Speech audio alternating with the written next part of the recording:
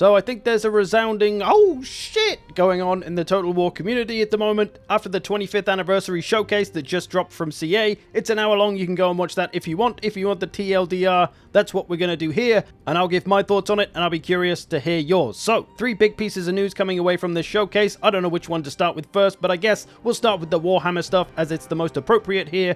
As you probably guessed from the title and maybe the teaser the other day, Nagash is coming with a Lord of the End Times DLC for Total War Warhammer 3. So all of you Nagash fans, I know there's lots of you, I hear Nagash's name mentioned a lot when people talk about DLCs and they're hopeful, and well, it's coming boys. So all you Vampire fans will no doubt be excited for this. But it's not just him coming with this Lords of the End Times DLC, there is going to be 3 other Legendary Lords and a free LC one, so 5 in total with Nagash. Now, I don't claim to be any kind of lore expert, so I have no idea who they might be. I don't really know that much about the End Times, in all honesty. You can tell me in the comments who you think it might be, and I can learn something. Now, there was a lot that was mentioned in the showcase, so I'm just going to rattle it off bullet point style. These Lords will have lore-heavy, narrative-style campaigns to them. In terms of Nagash, he will come with his own kind of corruption that will spread as he gains power. He's going to be flying around in a floating pyramid and looking for books, the fucking nerd. And it sounds like his corruption will change the world permanently as well, so it's not even like temporary and you can reverse it, although it sounds like there might be some ways, albeit quite difficult to do perhaps. There's also going to be what sounds like kind of weather events like meteor showers or volcanoes going off, and that can change the map as well. And while some of that will be random world happenings, you'll also be able to potentially control and manipulate and make use of those things in your own way, which also can be reflected in new battle maps that are coming as well. So it might be something like the weather system we saw in Pharaoh. And with Nagash being the big bone daddy of the undead, he can unite them all, so you essentially get to control potentially Tomb King's Vampire Coast and Vampire Counts all under one faction of Nagash. You'll be able to tempt the Legendary Lords away from their factions to join you as Nagash, and that will give them certain powers and new mounts and such, so pretty crazy. I guess there's going to be some kind of dilemma there. You can choose maybe not to if you're playing as one of those factions. Whether that's going to have repercussions for you is another question, of course. There was also mention of this chap, Wallach Harkon, a new Legendary Lord for the Vampire Counts, a Blood Knight. There's also some new units for the Tomb Kings, maybe other factions as well. Nagash is going to have his own unique units too. The Nagashizar settlement will no doubt become a proper unique settlement as well. So there's a lot coming, and that's just for Nagash, not even the other 3 Legendary Lords in this Lord of the End Times DLC, so there's gonna be a lot. And alongside this, Archaon is also going to get some love to be fitting with the End Times, of course. He's going to have his own narrative new campaign. He's going to be updated visually, so he's going to be getting a lot of love alongside this. What's also very cool is that they're finally going to be bringing the realms from the Realms of Chaos campaign into Immortal Empires. So the Slanesh realm, Khorne realm, etc. So you'll be able to take the fight to the various Chaos gods in there if you want to. What else have we got? Nagash is going to have his own lore of magic, obviously. Will they be more powerful than the regular spells of the game? If you're a lore or tabletop nerd, maybe you know, because I believe it's based on the tabletop, so whatever spells he's got there, let me know in the comments, I'm curious. And just a couple of other things to note if you're wondering, well, this is the End Times DLC. Does this mean it's the end of Warhammer 3? Is this the last DLC? Are they winding down to stop making content for it?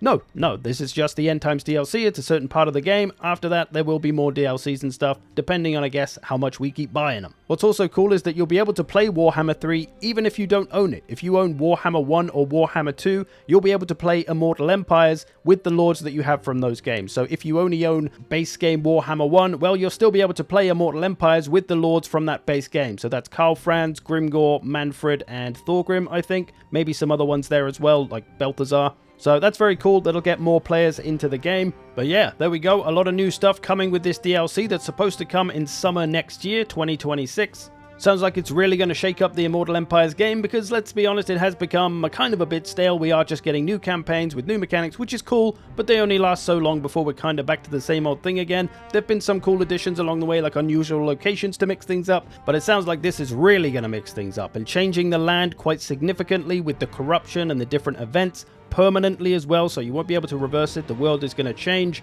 That's pretty cool and exciting. Is Nagash going to be like a super overpowered legendary lord? That's what I'm curious of. How am I going to fight him one-on-one with Grimgor, for example? Surely he's more powerful than the everyday legendary lord, so that'll be curious to see how that implementation works. But yeah, super cool mechanics, super excited to see what other lords are going to come with this. And I think the biggest thing that this DLC is going to bring is a lot of satisfaction for people who maybe weren't happy with the end times in the lore and how it happened and what happened and how it went down. From what I understand, the writing wasn't great. A lot of people did not like how the end times went. And this is your opportunity to rewrite the end times, essentially, and have it go down how you'd like to see it go down. So yeah, sounds like a great way to shake up Immortal Empires, to bring something really new and different to the game. Provided, of course, that it all works well and properly and it's not super buggy and there's no other big glaring issues with the game, it should be pretty fucking great. So I, for one, am very excited for the DLC and to see what it has to fully offer. Sounds like it's going to be a great future for Total War Warhammer. I think it's probably safe to assume that this will be like an option to toggle on at the start of your campaign as well. Do you want the end times to come? Do you want Nagash to ruin your campaign and Archaon to ruin your campaign? Or do you not? So you'll be able to turn it off. It's not like we're going to be forced into this. I'm going to assume anyway. But some stuff like the Chaos Realms being there would still make sense even if it's not the end times. That would be cool to still see that, and these weather events and volcanoes and meteor showers and stuff.